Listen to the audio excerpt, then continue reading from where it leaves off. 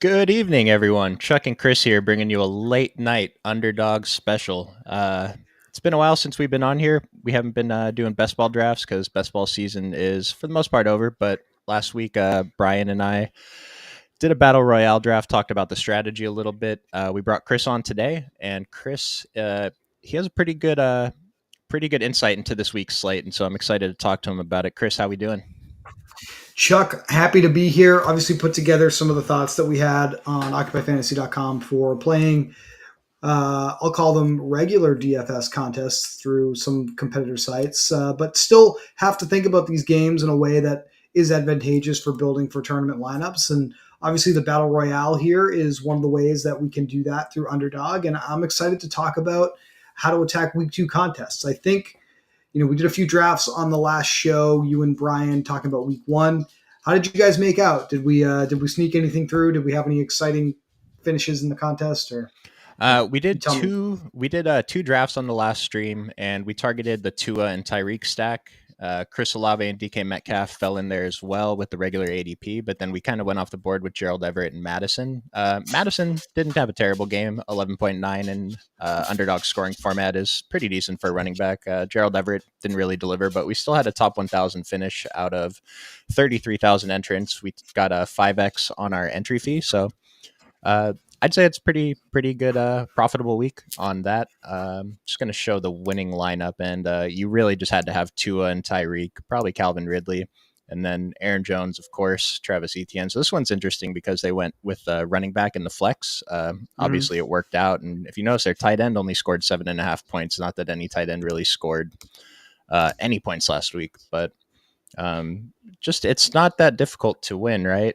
Just get the proper stack with the right combination of guys, and you can do pretty well. So, The the interesting thing about these contests, just to recap for people who aren't necessarily familiar with Battle Royale, you have a 6 round draft.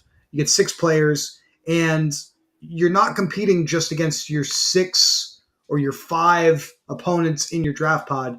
You're competing against all 56,000 other contestants. That's for the one that we're going to draft tonight. Obviously, for the mini Royale in week one, it was a little bit of a different field size, but the long and the short of what I'm trying to say here is obviously we have to be aware of kind of like showdown contests in single game formats on DraftKings and FanDuel, duplication in this format, right? We're going mhm. to be competing against, if we're right about the offenses that we select and the players that we select, we are going to be competing against very similar lineups at the top of the leaderboard. So I know you and Brian talked about that last week and differentiating probably with the last round with a quote unquote undrafted player. I'm curious your thoughts on who those players should be this particular week as we get into a couple of different contests here. So I'll let you take it away. Well, it's funny because so there is something about drafting earlier in the week because players like Travis Kelsey and Mark Andrews were going much later. But now that we have news Mm-hmm. they're playing, obviously they're going to jump way higher in the rankings. Mm-hmm. Let's take a look real quick at the rankings. And so that's part of the advantage drafting early in the week. If you get these guys in the later rounds and you end up having to swap them out, you're not really losing that much because you kind of have your pick of who you want to swap to off the board, which can be a little bit of an advantage because, like, where's Travis Kelsey going now? Travis Kelsey is going ADP 6. Mark Andrews is still going ADP Mm-hmm. 21. I don't think we have 100% confirmation that he's playing, but it sounds like he's trending towards playing. Mm-hmm. But like if you can get these guys later in the draft, I talked about this last week. I drafted a ton of Mark Andrews. He didn't end up playing, but I had Isaiah Likely at the top of my swap rankings. I could have put whatever tight end I wanted at the top of my swap rankings that wasn't in the top 6 and probably got them. So there is a little bit of strategy to that where you can take advantage of news that comes out late, maybe early Sunday morning or late Saturday night that the other people in your 6-man pod didn't necessarily get to take advantage of. So Mm-hmm. we're not losing too much by drafting these guys and drafting early in the week. Where now, we're going to be, let's say we draft Travis Kelsey with our, say we're the 6th pick and we have 6 and 7. We draft Travis Kelsey 6. We're going to be competing against thousands of other pods where Travis Kelsey was going a couple rounds later. They're going to have an additional first round pick. And so, just something about that. But uh, Yeah, with ADP, because we didn't have to think about this last week, Chuck, right? If we're not going to get either of Travis Kelsey or Mark Andrews, do we really care about tight end here? We just need one to start, right? And Yeah. basically the rest of them are kind of free for ADP. So Mhm. do you just kind of wait for your last pick for a tight end potentially, or just correlate with your quarterback? Like, what's your thought with tight end when you're building your lineups for this contest? Yeah, I mean, if we're even, you can see the other elite guys. Like there's, so it's a 6 player draft, 6 rounds, so only 36 picks. Like Mark Andrews, Darren Waller are going in the 20s. We miss out on one of these guys. We can probably get Kyle Pitts, Kincaid, Musgrave, Higbee, Mhm. Ferguson. Like we have our choice. Zach Ertz is kind of interesting to me as one of the guys who's typically going undrafted this week. But I One mean, as right up, yeah, right off the bat, just looking at these rankings, Chuck, and I'll dive right into some of the stuff that I put together for DFS for us over on the website. The Bills and the Raiders is one of my favorite game stacks of the week here, and we can get basically either tight end of choice from the Bills for basically free here. So if you land on a Josh Allen quarterback in your lineup, it just seems like your tight end play is pretty well spelled out for you here. You probably, if you don't get, another Buffalo player at wide receiver or something like that, we can take either Dalton Kincaid or Dawson Knox and just hope for the connection to link up for a touchdown there. And even then, let's say you manage to get Stephon Diggs and Josh Allen as your stack in the first couple of rounds. Like we talk about double stacking. I don't know if a lot of people in these tournaments are going to do it. You only get 6 players, but if it works out, it's going to be a unique combo just because, Mm-hmm. other people are going to have Josh Allen and Kincaid or Josh Allen and Stephon Diggs, but not that many players are going to have both. And so if those Right. two end up being two of the guys that you need, probably sitting pretty good. So um, let's just jump into a draft here. Yeah, let's See do how it. it See how goes. it shakes out. So they had 2 this week. Last week on stream, I think me and Brian drafted the mini Royale, which was a $5 entry, and this week they had a mini Royale. It filled a lot quicker than the $10 battle Royale that we're in right now. I mean, for me, that I prefer the $5 price point just Yeah, because I can do same, 2 drafts honestly. versus Yeah, one.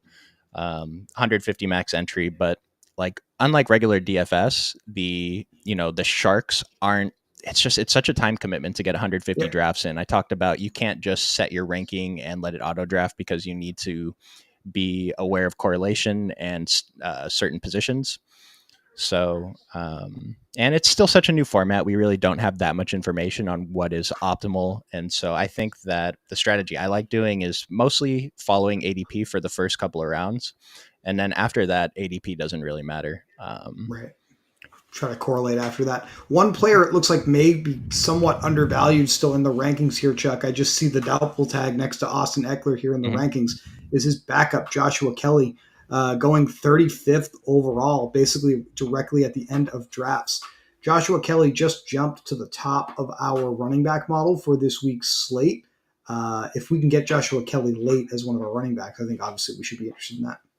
Absolutely. Yeah. And ADP 35, I'm sure by Sunday morning this is going to jump up a little bit. But with our first pick, we think it's Stephon Diggs, Amon Ra, Calvin Ridley. I definitely would go Diggs. He's my number one wide receiver this week, one of Yep. the low risk wide receivers that we had in the daily plug. And what I find interesting about ADP here, just in general, Chuck, is this is like almost like over the last couple of years since Underdog started putting these contests out, this is almost like a confirmation of where ownership is going to be in DFS this week, is Mhm. looking at ADP in this contest. So it's kind of another interesting reason to at least, I would say, be passively interested in what's going on here on Underdog with some of these weekly drafts, because it basically is flipping the cards over and telling you exactly what everybody wants to do in daily fantasy this week. Yeah, and Brian and I were talking about if you're using the model to base your battle royale draft selections, I think it's really strong because a lot of guys. I mean, it's really strong in regular DFS, of course, because there's guys near the top of the model that are going very low owned, but there's guys at the top of the model that just won't be drafted that often. And if you can nail 2 undrafted guys, you're going to be sitting pretty well. Yeah. So unfortunately, this guy took Josh Allen. I was kind of hoping we could get that stack, but we can find another stack All right. Yeah. to go with here. So let's see. So we talked about we're interested in Joshua Kelly, but there's a player on this list right now I think we might be interested in. Which do we want to go for a running back right now, Chris? I'll leave it up to you, dealer's choice, sir. Tony Pollard would Yep. be my preference. I think he's the number one running back play this weekend, with Dallas favored by basically 10 points at home against the Jets. I do not think the field is grading him out appropriately here. I guess maybe there might be some concerns about his opportunity, but I just feel like he dominated the most valuable touches in that game Hmm. against the Giants in Sunday Night Football last week, and didn't really come out until the game was basically in hand there, late third quarter, early fourth quarter. Even if Rico Dowdle gets a few touches here or there, I feel like Pollard is going to be the guy in the passing game, in the red zone, and in that green zone inside the 5 yard line. So I'm happy to take Pollard in the second round. He probably should be a first round pick this week. Yeah, I mean, just looking at the running backs that were available here, Derrick Henry, Saquon, Bijan, Travis Etienne. I have interest in Etienne as well, but yeah, Tony Pollard is definitely my top running back overall this week. And then I think we probably want to go for a wide receiver right now, unless we want to double up on one of these two, Bijan or Travis Etienne. I'm not sure how to handle Bijan yet, given the Yeah, split with this Tyler is this is Algier. the interesting thing with the flex position here in this contest, right? Because we can Hmm. take a second running back. We only need one. I don't think we want to try to stack with any of those wide receivers right there. So I'm fine with jamming another running back here. If you like ETN, let's do it. All right, yeah, let's do ETN. And like I said, ADP follow ADP for the first couple of rounds, but we kind of just threw it out after the first round. So I mean, we took a running back that has the most favorable game script as far as betting markets are concerned with Tony Pollard, and then mhm, you got Travis Etienne, who's featured in the highest total game in the slate against Kansas City this week. So mhm. I don't think we did really anything tremendously bad there. But now we just got to think about what we're doing with tight ends, maybe a wide receiver, tight end, quarterback combo or something like that. That's kind of where our head needs to be at now. Obviously, we've got Trevor Lawrence out there if we want to get kind of creative with Jacksonville. I don't believe Calvin Ridley is any longer an option, but that doesn't mean we're not interested in Trevor Lawrence and maybe locking up a little bit of the scoring there with Jacksonville. That would be kind of interesting. I'll leave it up to you, of course. It's your entry, as they say. So I think I'm gonna take. What there's one thing weird about quarterbacks. Like we missed on the top two quarterbacks, but the top quarterback in our rankings. And if you're using the model, you want to sort by FDOF because the scoring is the Mm-hmm. same as a FanDuel. Yep.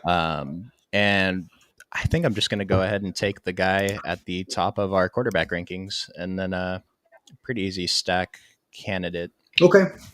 Yeah, no, I definitely see that because we're talking about Lamar Jackson at this point, and Zay Flowers is pretty easy to draft as well. So that will be certainly pretty interesting. Justin Herbert also an option with some of his wide receivers. Keenan Allen should be set up for a good day. Mike Williams, so you can go really either direction you want. Yeah, we're gonna go with Lamar.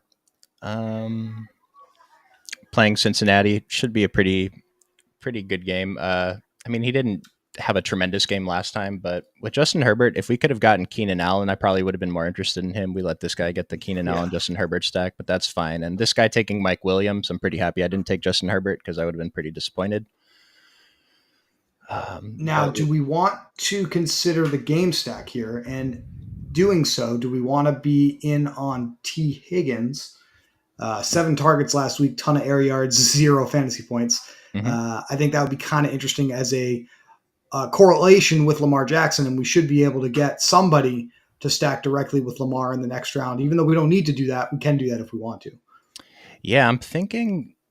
So we can go say Flowers or T. Higgins. If we go T. Higgins, we're not going to be able to stack Lamar because Mark Andrews already came off the board. We're not really going to draft Isaiah Likely with the chance that Mark Andrews plays. But I think with that, Lamar is fine. Lamar is obviously one of the quarterbacks who we're comfortable not stacking with. Most of the time, we do want to stack him. If Right. we could get Zay Flowers, then that would be ideal. But in this draft, we're not going to.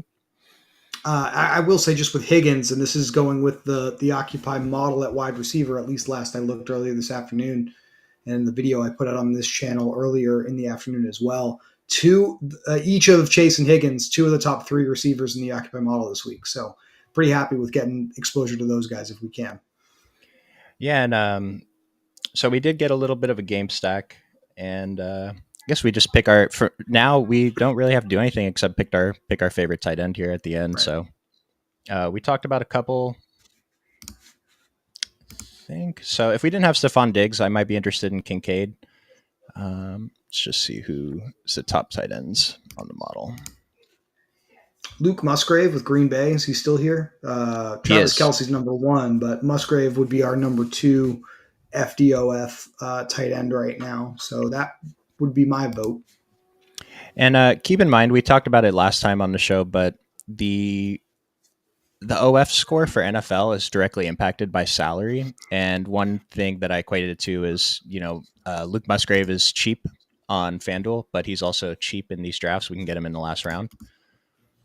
We have him projected for just under 6 targets, which is right in line with basically every tight end not named Travis Kelce. So it's not like we're sacrificing a tremendous amount by dropping an ADP for Musgrave here. We think his opportunity is going to be pretty close to all of those tight ends that are ranked around him. So that's kind of what I like to look at, Chuck, because you're right, of course, salary being a variable with these Mhm. wide receivers and these tight ends.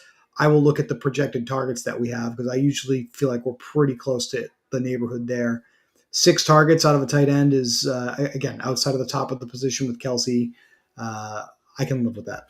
And we kind of saw last week, no tight end really separated. And so if Luke Musgrave just catches a touchdown, and assuming we don't have to compete with like a 25-point game from Travis Kelce, then we're probably sitting pretty good with this team here. Yeah, no, I like how this turned out. Obviously, I think we would have preferred to have a little bit more direct correlation with our quarterback and a pass catcher. But for a team where we didn't get that, this is probably one of the better ones that we could flesh out for sure. Yep. And maybe Mark Andrews back affects Zay Flowers a little bit. Zay Flowers looked awesome in the first game, so we'll have to see how that works out when he has his top two pass catchers on the field at the same time. So, I mean, that was like a 5-minute draft, Chris. That was pretty quick, right? Went by So, very quick. Well, 36 picks. It definitely does not take as long to do one of these as it does to do those 18-round contests you and I have been so used to drafting together. I mean, I can jump in. I can drive a draft if you want me to do that. yep, I can let's do share my that. screen and take over, and we can do that. So Yep, let's do that.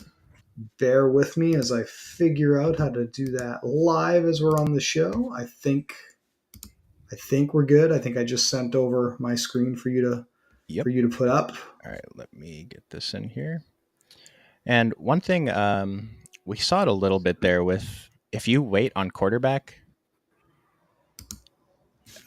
if everyone else has a quarterback, just wait till the very last round to take your quarterback. It doesn't really matter, right? Right. Because it's unlike best ball. We had some times on stream where it's pretty frustrating when someone snipes our QB or takes 2 elite quarterbacks early, but that's not something we have to worry about here because I haven't tried to. I don't know if it even lets you take 2 quarterbacks in these drafts, but if someone takes 2 quarterbacks in these drafts, they're just drawing dead because It's they really can't fill out a bad. roster. So So I did go in and re-rank these players the way that I would nice. prefer to draft them. So that's what's on the screen here for me. I don't think it's incredibly likely that you can get. So I don't think I'm going to have a really good chance of getting this Diggs Josh Allen stack. So I have to make a choice here, much like you did, Chuck. But looking at ADP here, I have a pretty good chance to get Tony Pollard in the second round if I want. Mm-hmm. So, but it's just not super likely that Josh Allen is going to make it to me at pick 12. So even though raw points, I think Stephon Diggs is the right call here. I feel like I might have some more options if I skip over him and go to Allen.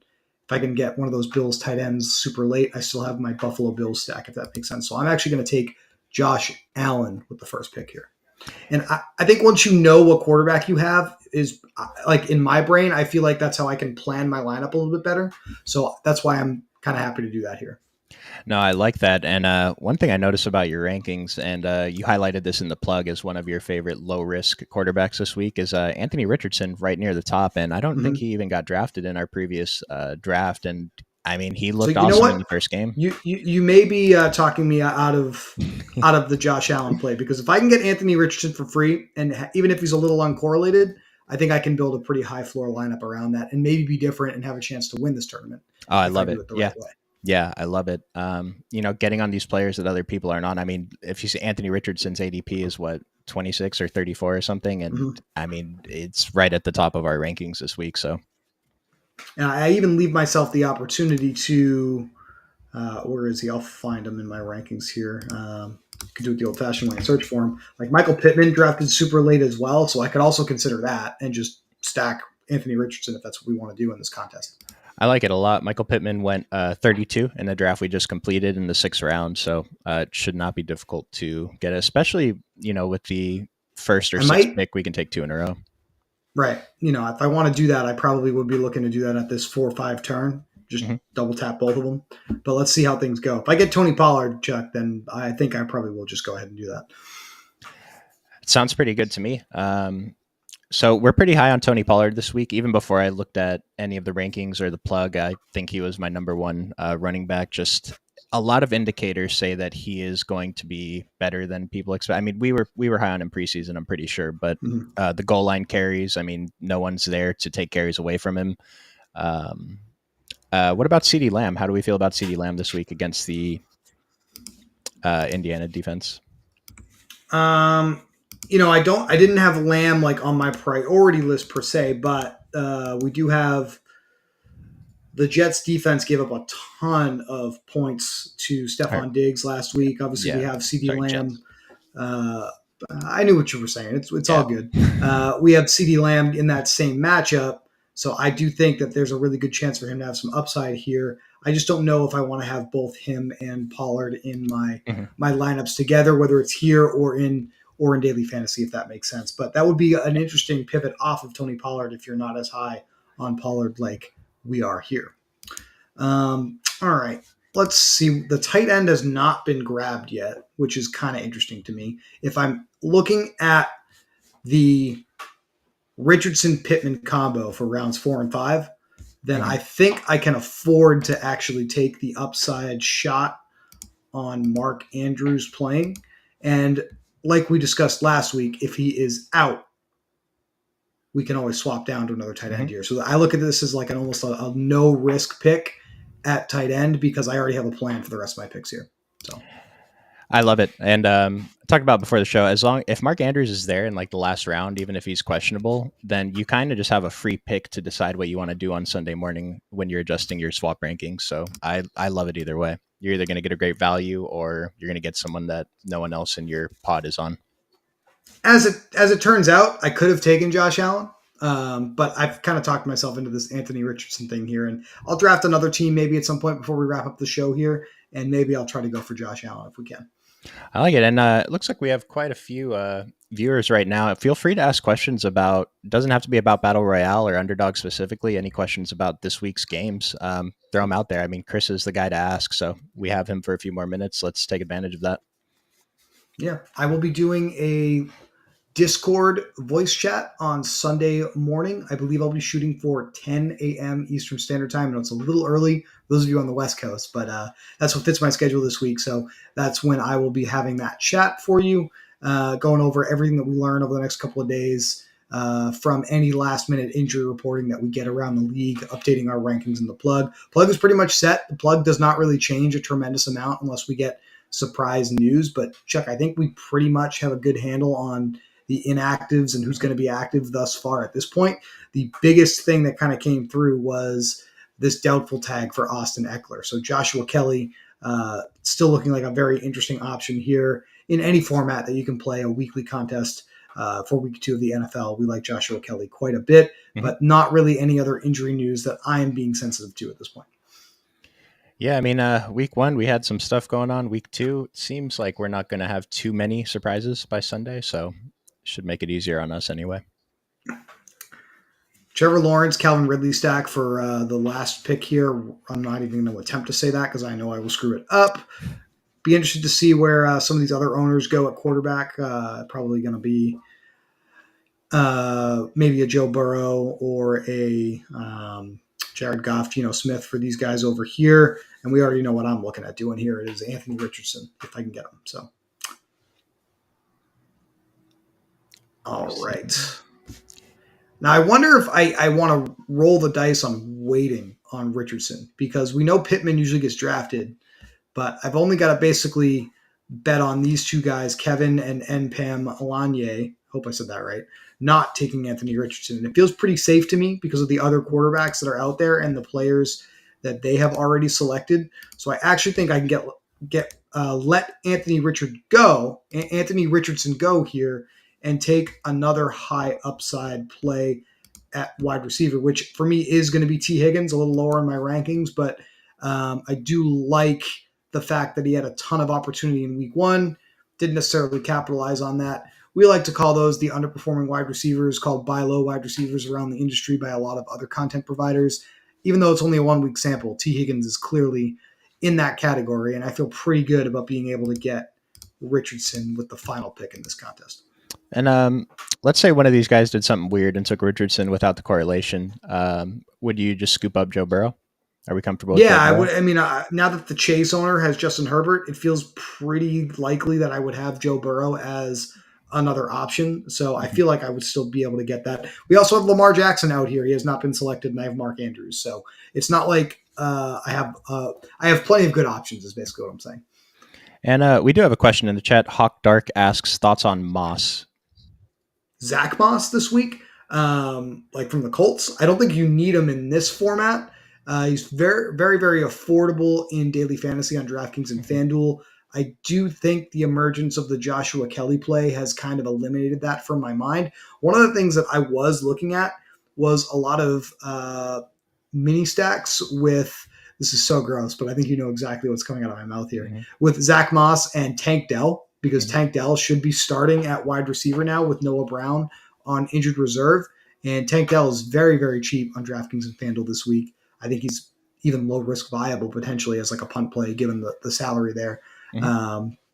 So that's kind of the only tinkering I did with some Zach Moss combinations with some early builds that I was looking at. But I don't know if I'm going to be playing. I typically only play like 3 to 5 lineups on a normal DFS week. Week 1 was not normal for me. I'm more of like a hand build player and try to look at what I think is optimal for like single entry contests that I like to play.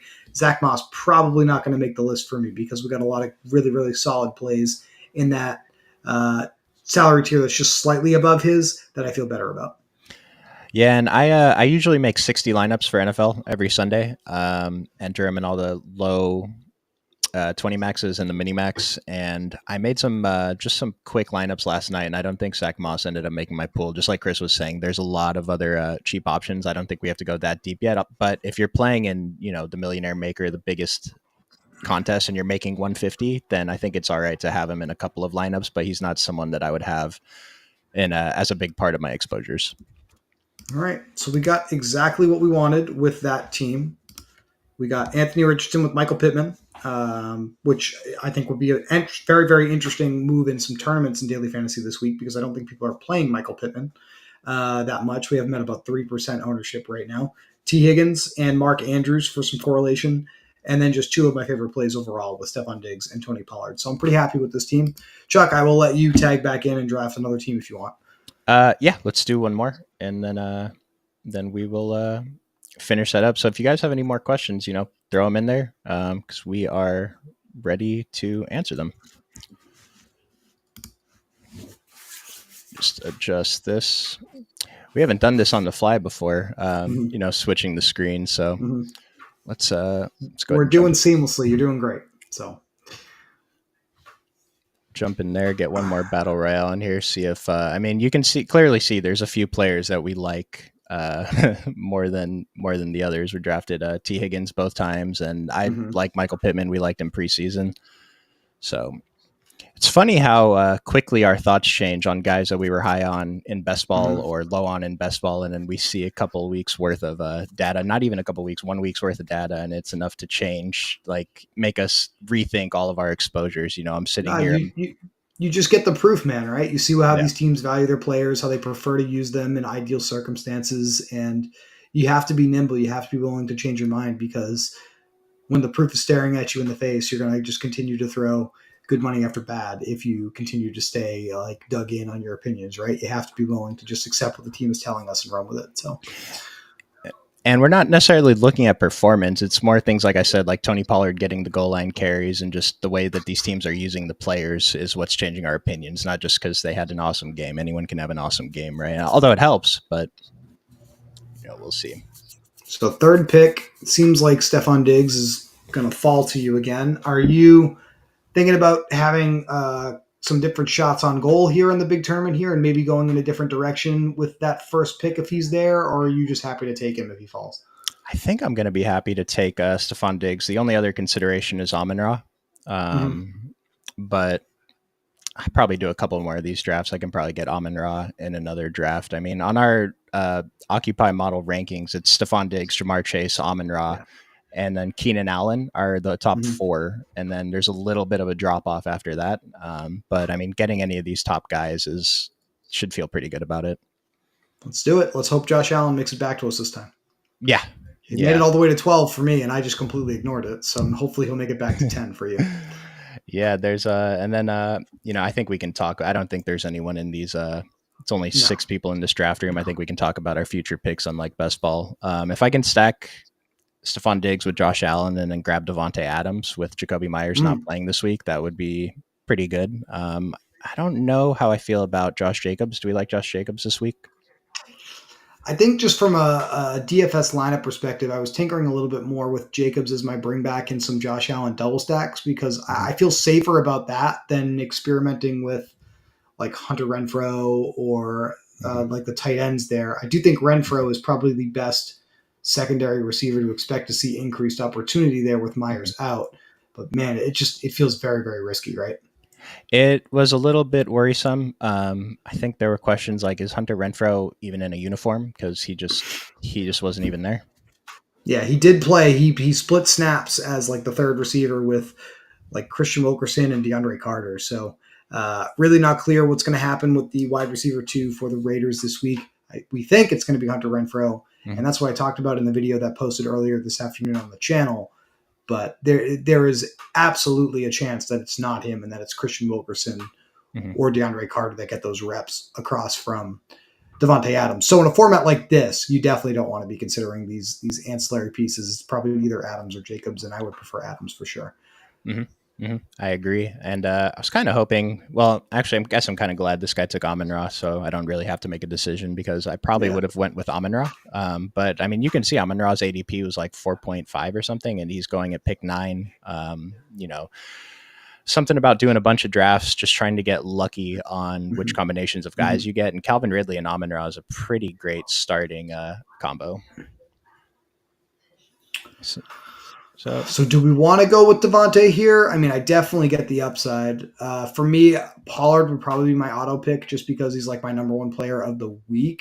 But mhm, I definitely get the upside of the stack and getting a little different at running back. There's plenty of running backs that can probably get you 10 to 15 points you need if this stack hits. So I well, guess that okay. choice has been Yep. made for us. So we'll be happy to take Tony Pollard here, and Yep. we'll just probably ignore the Raider side now at this point. Yeah, there's no one else on the Raiders. Yeah. I mean, if Josh Jacobs is there in the last round, maybe, but he probably won't be. Do you have a preference for running back, wide receiver in your flex here in these formats, or are you just best player available basically? I think it's just going to be best player available. I Yeah. mean, we know that receivers typically have higher seal, or I don't know if that's true, Yeah. but No, the ceiling performances at the very top end tend to be higher for. I get what you're putting down. I get it. yeah, Running kind backs of. can have those multi touchdown games that are Mhm, certainly attractive to us, but you get the right wide receiver that has like a Tyreek Hill last week, right? He definitely mhm. scored more points than any running back, maybe even McCaffrey. So that's the kind of performance we're looking for there. Dealer's choice on this pick, Chuck. I have no preference. Um, I mean, we're probably just going to make the easy pick and go with Mark Andrews, right? Yeah. And like we said before, if he's out, you can swap it out. Mhm, You've got an elite tight end, and it's in one of our favorite game environments of the week. At least for me, I don't want to speak for you entirely here. Let me know mhm. if you feel differently. But Nope. Buffalo and Las Vegas, Baltimore, Cincinnati, and Kansas City and Jacksonville are my favorite games this week. So Yep. anytime we get pieces from those games, I'm going to be happy with it. And we're getting Mark Andrews in the 4th round. If we end up having to swap him with someone that goes undrafted, like there's enough undrafted guys that I don't care. It doesn't bother me, Yep.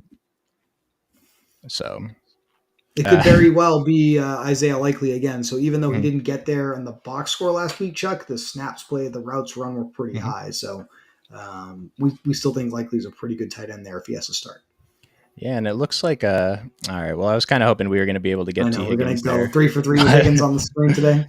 but That's okay. thinking about who's your pick here because I'm really indifferent here. Got 20 seconds here. Looking at the names on the board, I do think I would How about double stacking Diggs with Gabe Davis? No one's going to do that, right? I mean, I know that's Oh, I probably a like little it. crazy, but if that's the combination you need to beat all 60,000 Hmm. participants here in this contest, you'll probably be one of the only people who has that, right? So ADP at 34.6, a little aggressive, but look, we're already all in on Josh Allen. Hmm. We might as well go all the way here. Yep. And we don't have the bring back, but there's no one who we're really interested in there. And this kind of gives us flexibility. We filled out every roster spot. We only have a flex left, so we can take any position in the last round, Mhm. which is nice.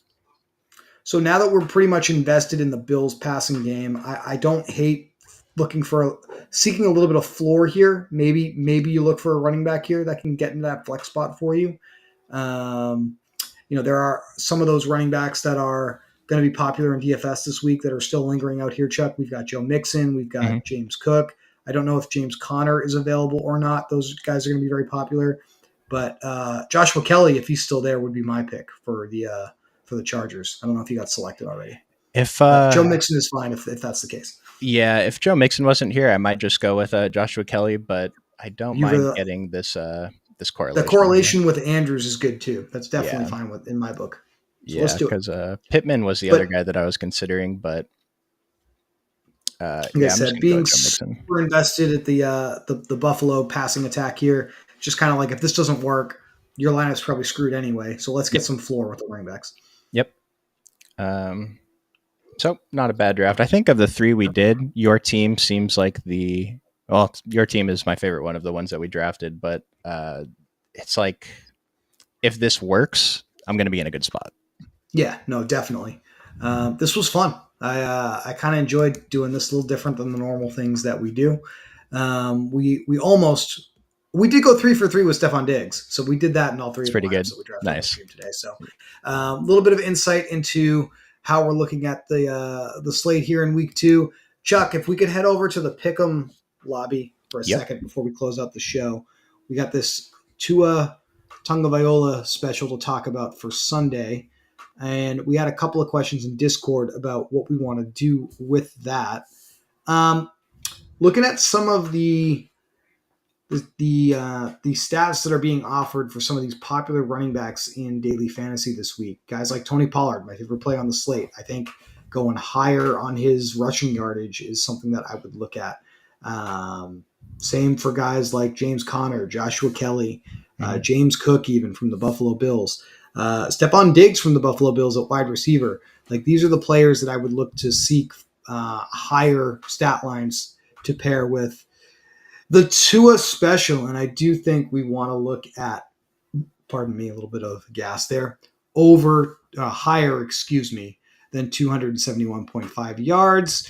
We've got some injuries in the New England secondary. We've already got some talk amongst the media about some of the adjustments New England is going to have to try to make to try to contain the uncontainable Tyreek Hill on Sunday Night Football. All of that to me, Chuck, spells out another uh, fairly successful day for the Miami Dolphins aerial attack. I think Tua is going to go over this number. One thing interesting to me is earlier in the week, this total was 277.5, and so they actually lowered a little bit. And outside of the promo, the total is 265.5, and so that's just something to consider. That I believe it lets us do a $20 max on the promo, but there's no extra boost or anything. It's only to enter the contest. So if we do want to enter the Tua higher, I think what we want to do is just enter $5 just to get our entry in. Like $5, $20 gets Mm-hmm. entry the same. And then if we want to set up the pick'em to take the over on Tua, we want to make a new slip and just use the over 265. It gives I us like that. another 5 yards of cushion. So So, not really a strong lean, admittedly, but if I was going to be building a slip, I would definitely look, our favorite plays in DFS, we think they're going to do very well. That means we expect them to go higher than the mhm. median on some of these projections. So that's kind of how I would think of building out some of the slips here. So I wanted to make sure we talked about that a little bit and answered some questions for, I believe it was Swerve in the Discord. So thank you for humoring me on that. I think Brian will plan to be back tomorrow afternoon sometime to do a beyond the model tournament discussion for week 2. But please keep an eye on the scheduled live streams on the Occupy Fantasy channel for that, because I'm not sure when that will happen. And then I will be back on Sunday morning in the Discord to talk through week 2 with you all in the voice channel. And I'm looking forward to that. Chuck, honestly, that's it for me. If you have anything you want to share before we get out of here, please do so. Nope, this is a good one. Appreciate everyone watching. We had a few viewers in there tonight. If you have any more questions, we're always in the Discord. And like Chris said, Sunday morning, that Q&A is probably one of the more valuable ones in the industry. So join the Discord, show up. If you're signing up for Underdog for the first time, you can still use the promo code OCCUPY, and you will get a $100 deposit match on your first deposit. You can enter a few of these Battle Royales or a few pick'ems. So appreciate everyone watching, and we will see you guys next time. Thanks.